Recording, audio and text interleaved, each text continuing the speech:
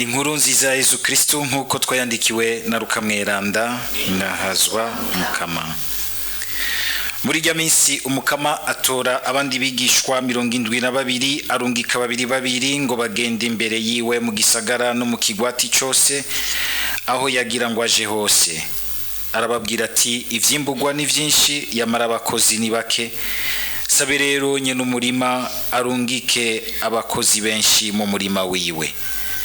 Gende irabe ndabarungitse nk'intama mu mfyisi, ntimutwara umufuko w'amahera canke isaho canke inkweto, no mu nzira ntihagira uwo muramutsa. Inzu yose muzokwinjiramwo bwa mbere muvuge muti amahoro muri iyi nzu. Naho nihaba hari umuntu akwiye amahoro yanyu azomujako, ahandi ho azobagarukako. Iyo nzu nyene muze muyigumemwo mujya munwa ivyo basanganywe, kuko umukozi aberwa n'impembo. Ntimutumuhana mutora uwundi. Ikigwati cyose muzokwinjiramwo bakabazimana, murarya ivyo babazimanye kandi muhakiriza abarwayi, mubabwire muti ubwami bw'Imana burabegereye. Naco ikigwati cyose muzokwinjiramwo ntibabazimane, muraca muhava mugeze ku nama muvuge muti nguyo n'umukungugu twahanduye turabakunkumuriyeko, ariko mubimenye ubwami bw'Imana bwashitse.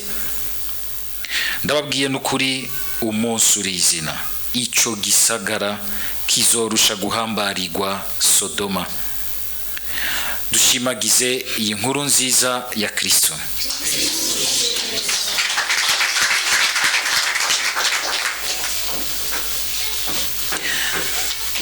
Mu bisomwa vya mbere turacariko turazirikana amajambo y'Imana azi wacu azananye mu gitabu ca Yobi.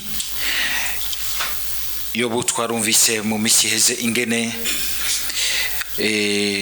shetani yakoreye ku buzima bwiwe, ariko twarahazirikanye yuko nubwo ishobora gukorera ku buzima bwiwe ikaburemera, nuko ari Imana yayirekuye. Siko menga irakiye Imana ntavyizi. Turahakura inyigisho abantu muri iki gihe mwuzuye ubwoba bw'abapfumu ababaroga.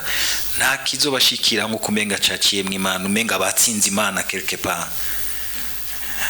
Kuko ndabona mu mitwe y'abantu benshi uyu munsi kubera abo bantu beze, kubera ingorane abantu bacamwo, dusigaye dufata yuko umenga shetani ni nk'iyindi mana mbi ibangabanganwa n'Imana nziza.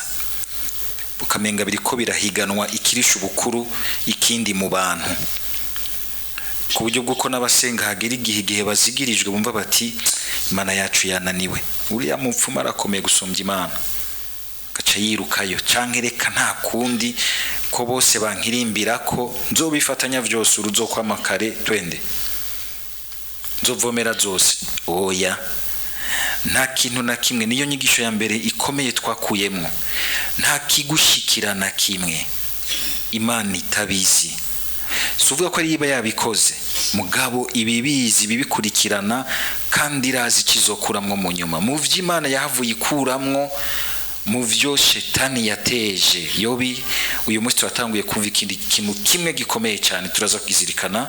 Iki twumvise avuga mu mpera ziwe, avuga ingene akumbuye Imana, ngo ashaka kubona Imana, ingene azobona Imana niyava muri ubu buzima. Twarabonye yuko mu kumutera ibanza kumutera ikamutwara ibintu, ikono n'ibintu vyiwe, munyuma iratera mu bantu biwe, munyuma iramutera yinjiye gushika no mu nziwe no mu cumba ciwe, iramutera iciye ku mugore wiwe, kamubwira ati Yobi tukimana ikurandure ntacu kimaze upfe uruhuke basi. Abagore usanga muri ko muratera abagabo banyu, nta mafaranga ukigira, vaho nta mugabo urimo. Kuko Yobi yarasigaye asukuntu akagira ati tapo nkuyu urumva ajanye n'unda kiri mutafisa kisesu gafise ibintu, cagira ati twende tu mumeze nk'uko usanga uri kuratera umugabo wawe utabizi. Shetani iri kwikoreramwo.